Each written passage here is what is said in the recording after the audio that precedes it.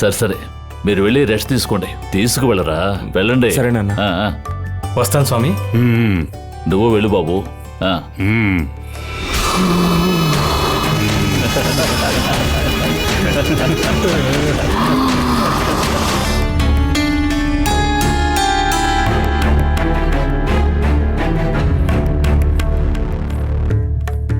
నన్ను ఆశీర్వదించండి. రామ్మా గంగా, రా. రండి. చల్లగా ఉండమ్మా. చల్లగా ఉండు. మీరు కూడా ఆశీర్వదించడం ఇష్టం లేకొచ్చేసారు కదా. అయ్యయ్యో, ఆ ధర్మరాజుకి దేవికేనమ్మా నువ్వంటే ఇష్టం లేదు. నాకు నువ్వంటే చాలా ఇష్టం. నా సపోర్ట్ నీకెప్పుడూ ఉంటుంది. ఈ పెళ్ళైపోయిందని మీరు వెళ్ళిపోకూడదు, ఇక్కడే ఉండాలి. అన్నయ్య మమ్మల్ని బిజినెస్ చూసుకోమని చెప్పారు కదా, మేమిక ఎక్కడికి వెళ్ళిపోతాం? మేమిక్కడే ఉంటున్నాం. ఎంతో సంతోషంగా ఉంది. గంగా, నువ్వు మాకు ఓ సహాయం చేయాలి. ఏంట సహాయం? అన్నయ్యతో మాట్లాడి త్వరగా మా పేరున బిజినెస్ రాసివ్వడానికి ఏర్పాటు చేయాలి.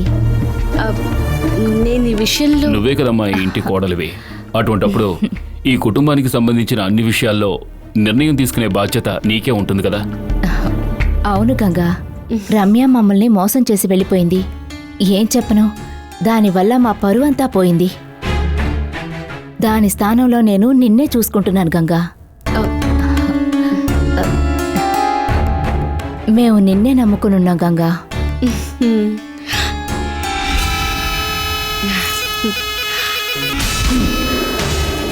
మీ కూతురి వల్ల మీ పరువే పోయింది, కానీ నా వల్ల మీ ప్రాణాలే పోబోతున్నాయి.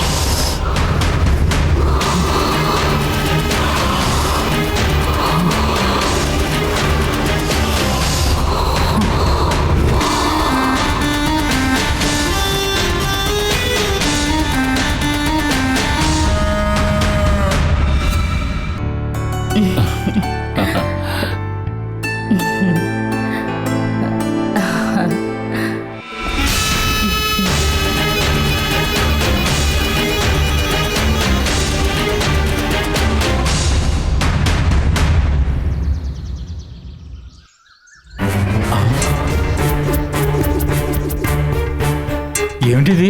పెళ్లిదండం తెచ్చి పొట్ట మీద వేసి వెళ్ళారు.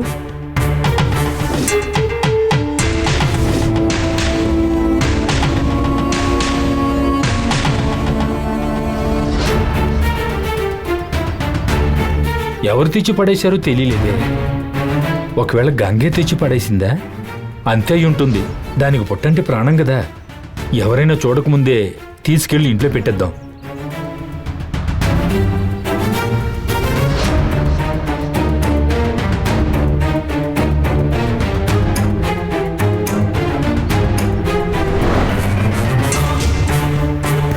ఏమా బయలుదేరారా? అవునయ్యా. వెళ్ళండి. సరేనయ్యా. పాత్రలన్నీ అలాగే పడున్నాయట, కొంచెం త్వరగా వెళ్ళు.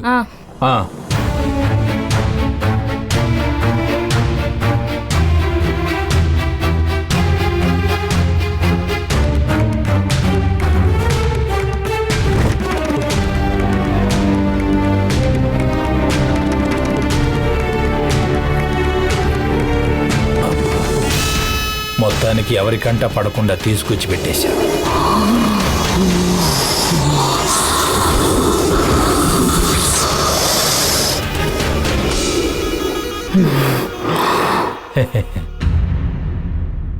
ఏంటమ్మా ఇది? పూలదండను పుట్ట మీద వేసావా?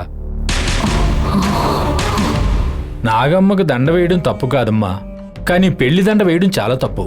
ఎవరైనా చూసుంటే ఏమయ్యేది?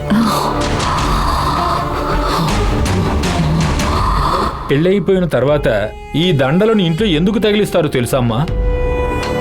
ఇందులోని పువ్వులు ఎండిపోయినా సరే ఏ విధంగా నారని వదిలి రాలిపోకుండా దానితోనే కలిసుంటాయో అదేవిధంగా చివరి వరకు భార్యాభర్తలు కలిసుండాలనే ఉద్దేశంతోనే. అది తెలియజేయడానికే దీన్ని ఒక ఆచారంగా పాటిస్తున్నారు. ఏ పరిస్థితిలోనూ ఒక ఆడపిల్ల మెట్టినింటి కుటుంబ గౌరవం అనేది ఇల్లు వదిలిపోకూడదనే మన శాస్త్ర సంప్రదాయాలతో ఇటువంటి ఆచారాల్ని ఏర్పాటు చేశారమ్మా. ఈ కుటుంబానికి తగినట్టు నడుచుకోవడమేనమ్మా నీ మొదటి కర్తవ్యం. దయచేసి ఆ విషయాన్ని అర్థం చేసుకోమ్మా.